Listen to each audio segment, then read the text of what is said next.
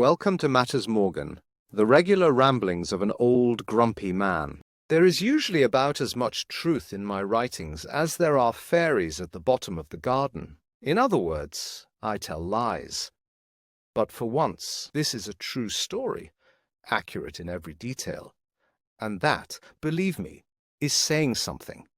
It wasn't the first time we'd been on a cruise.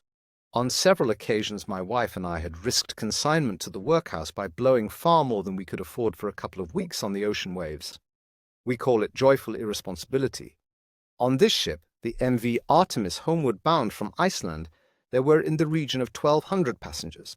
It's the custom to dress up, in evening dress, and queue with a group of 600 to meet the captain in a massive room and have a photo taken with him. Well, I tell you, it gets very tedious in that seemingly never-ending queue, so we rebelled and avoided it this time. Somewhat guiltily, we simply played truant.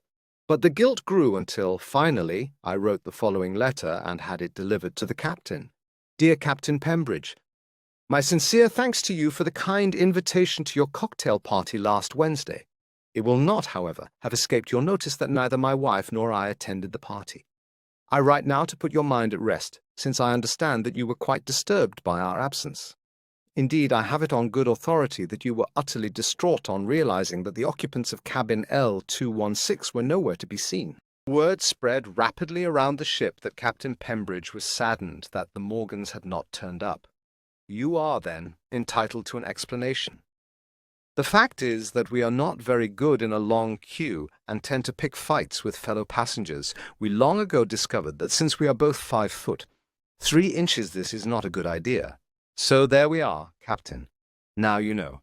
If, however, you should wish to visit us, we would be delighted. We have nothing exotic to offer and hope that a bottle of Stella will suffice. By way of recompensing you for your disappointment, I can offer to drive your ship for an hour or two to give you a rest.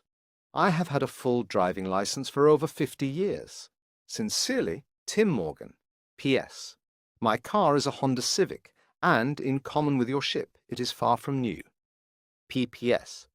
But it is an automatic, and it occurs to me that Artemis may have a manual gearbox. But I am a quick learner. For well over a week, response came there none. Sadly, we came to the conclusion that distinguished sailors either lack a sense of humor or are too busy driving ships to reply to important letters. At least, those were the thoughts until the message card was pushed under the door. Captain David Pembridge requests the pleasure of the company of the Morgans for cocktails in his cabin at 7:45 p.m. on Sunday the 8th.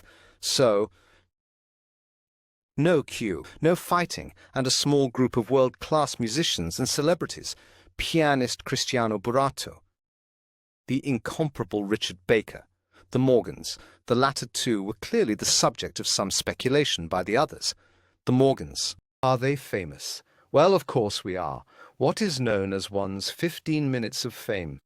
By the way, although the good captain thus displayed an excellent sense of humor, he never once allowed me to drive his ship.